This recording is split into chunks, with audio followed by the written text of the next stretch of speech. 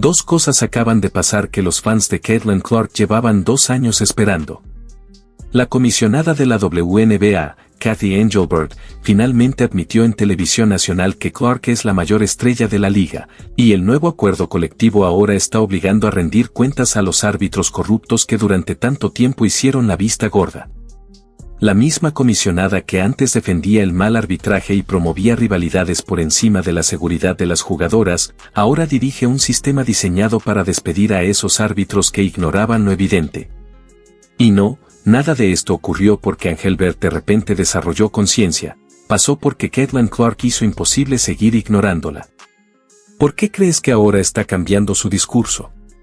Déjalo en los comentarios. Con una temporada más larga, ahora podrán jugar hasta 52 partidos durante la vigencia del acuerdo, cuando antes apenas eran 32, y eso exige estrellas, figuras que atraigan la atención. Y sin duda, Caitlin ha sido una pieza clave en el crecimiento de la liga, no solo como jugadora extraordinaria, sino también como una gran embajadora del deporte, participando incluso en proyectos con la NBA en NBC este año, manejando este momento con un nivel que genera orgullo. Cuando Engelbert apareció en 60 Minutos, uno de los programas más vistos en Estados Unidos, prácticamente le dijo al mundo lo que pensaba sobre Clark, justo en un momento en el que la WNBA nunca había tenido tanta atención pública, toda centrada en una sola persona. Clark venía de una carrera universitaria histórica que rompió récords de audiencia, atrayendo incluso a personas que jamás habían visto un partido de la WNBA, pero que ahora compraban boletos solo para verla jugar.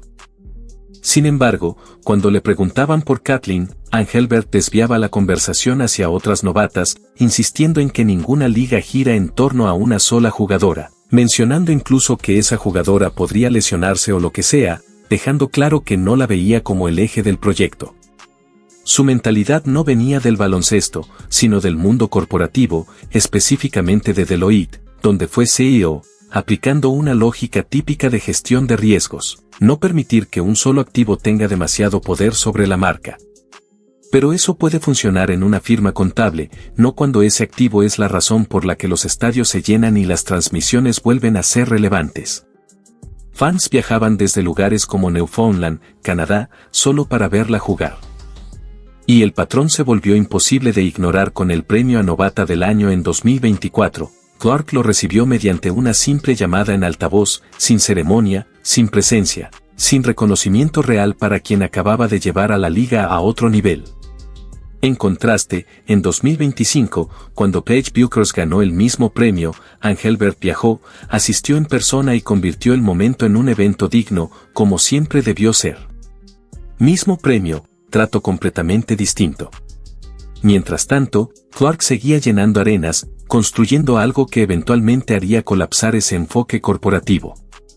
Engelbert también dejó clara su postura en CNBC, cuando al ser cuestionada sobre las faltas flagrantes contra Clark, evitó hablar de seguridad y en cambio destacó la importancia de las rivalidades intensas, comparándolas con Bird y Magic, afirmando que eso es lo que hace que la gente vea los partidos. Según ella, la liga se encuentra en la intersección de la cultura, el deporte y la moda, donde las jugadoras son vistas como íconos culturales, y con eso viene una atención masiva, ya no hay indiferencia, ahora a todos les importa. De cierta forma recuerda a ese momento tipo Bird contra Magic, pero siendo honestos, esa comparación está bastante forzada, porque aquella rivalidad era entre dos jugadores elite compitiendo al máximo nivel durante años. No se trataba de uno recibiendo golpes fuertes mientras los árbitros se quedaban mirando, ni de aficionados atacándolos en las gradas. Engelbert usó esa referencia porque suena emocionante, y eso era justo lo que quería transmitir, emoción, no responsabilidad. También intentó justificar el tema diciendo que las redes sociales hoy son distintas a 1979, incluso aconsejando a las jugadoras que ignoren opiniones de gente cuya opinión ni siquiera pedirían, destacando al mismo tiempo que las marcas y patrocinadores están invirtiendo cada vez más en ellas.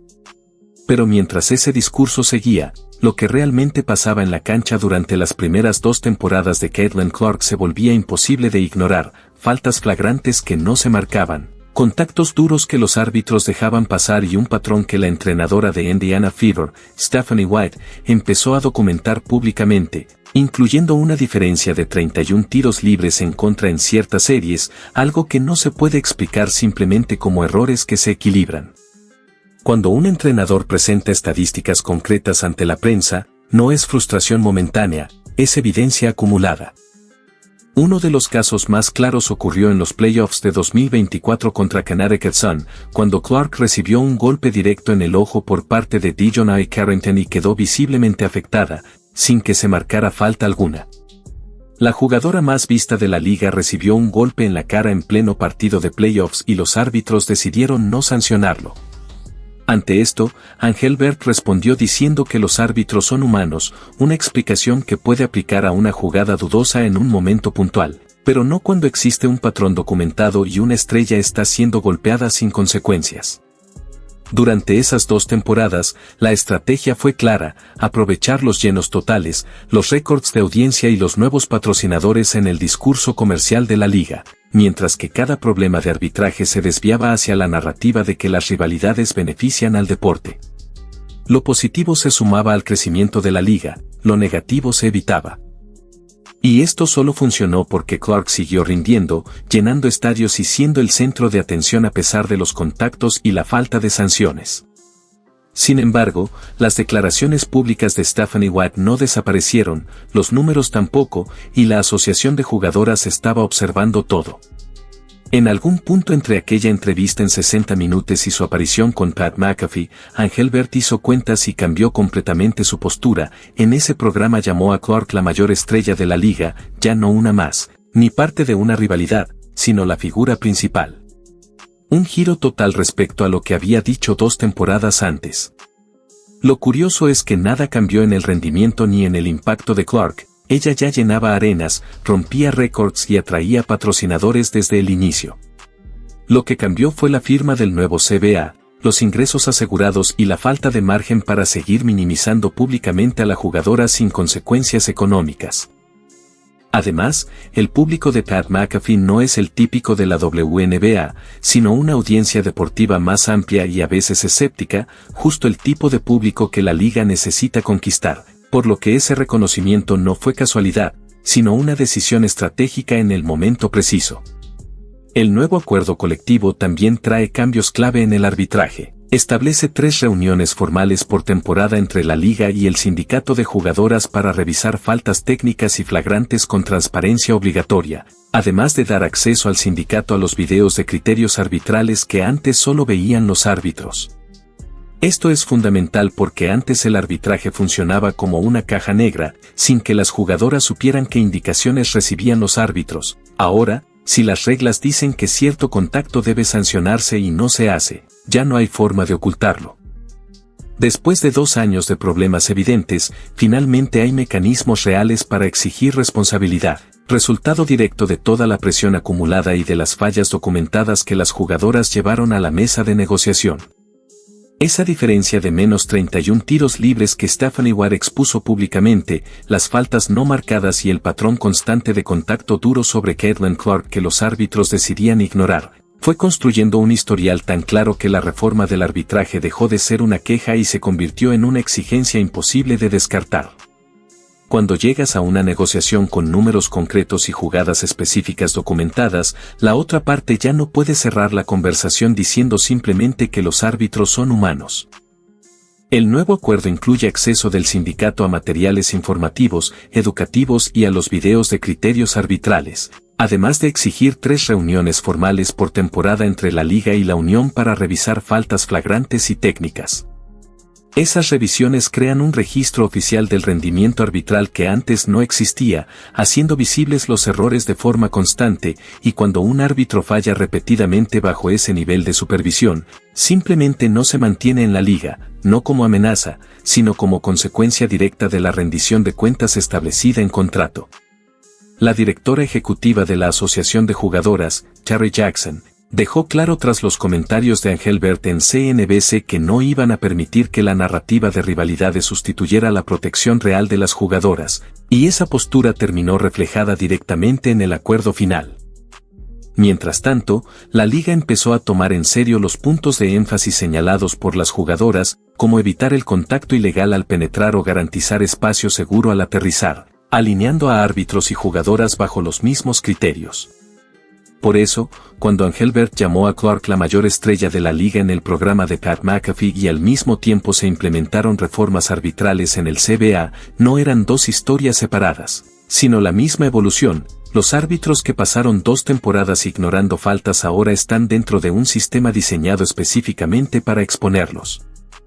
Mientras Engelbert insistía en que ninguna liga gira en torno a una sola jugadora, cada arena que Clark pisaba demostraba lo contrario en tiempo real, no solo llenando el Gainbridge Fieldhouse, sino provocando llenos totales como visitante en ciudades como Chicago, Nueva York, Seattle y Phoenix, donde equipos que antes jugaban con gradas a medio llenar comenzaron a agotar entradas únicamente porque Clark estaba en el calendario. El impacto económico nunca fue solo para Indiana, sino para toda la liga, con cada franquicia generando más ingresos cuando la enfrentaban. Los récords de audiencia empezaron a caer desde las primeras semanas, con partidos que antes apenas alcanzaban 300,000 espectadores superando el millón cuando ella jugaba, algo que los socios de transmisión detectaron de inmediato, porque cuando puedes demostrar que la audiencia se duplica con una sola jugadora, ya no vendes una idea, presentas datos. Nuevos patrocinadores de sectores como finanzas, tecnología y consumo masivo comenzaron a invertir, algo que el antiguo CBA no estaba preparado para manejar, haciendo evidente la brecha entre lo que la liga generaba y lo que las jugadoras recibían. La Asociación de Jugadoras entendió perfectamente ese momento, aunque Clark no estaba en la mesa de negociación, sus 2 primeras temporadas construyeron el argumento financiero que benefició a todas, permitiendo acuerdos como reparto de ingresos desde 2026, mejores salarios mínimos, plantillas ampliadas, temporadas más largas y nuevas franquicias como Golden State Valkyries. Nada de eso habría ocurrido sin una liga que ahora vale mucho más que en 2023, y ese crecimiento tenía un rostro muy claro. Para Indiana Fever, este nuevo acuerdo crea un entorno donde Clark, Aaliyah Boston, Kelsey Mitchell, Lexie Hull y Sophie Cunningham compiten en una liga con mayor responsabilidad financiera, más recursos y una base salarial más justa, cambiando completamente el contexto respecto a su año de novata. Engelbert pasó 2 temporadas diciendo que el crecimiento era colectivo, impulsado por rivalidades y evolución natural, y aunque no estaba completamente equivocada, el nuevo CBA demuestra que una sola jugadora cambió la ecuación financiera de toda la liga. Este acuerdo es ahora un documento legal que refleja cuánto vale realmente la liga que Clark ayudó a construir, y Engelbert no cambió su opinión, cambió su discurso público porque ahora ese valor está fijado en números que debe defender ante dueños, cadenas y nuevas franquicias. Las reformas arbitrales no dependen de lo que diga en entrevistas futuras, porque están escritas en un contrato vinculante que se ejecutará sí o sí. Clark, en su temporada de novata, rompió el récord histórico de asistencias con 337, el de triples para una novata con 122 y llevó a Indiana de regreso a playoffs por primera vez desde 2016, rompiendo 62 récords en el proceso.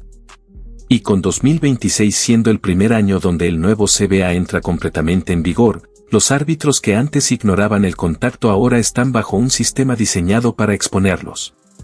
Entonces, la verdadera pregunta sigue siendo la misma: ¿por qué Engelbert finalmente cambió su narrativa? Déjalo en los comentarios, suscríbete y activa las notificaciones para no perderte lo que viene.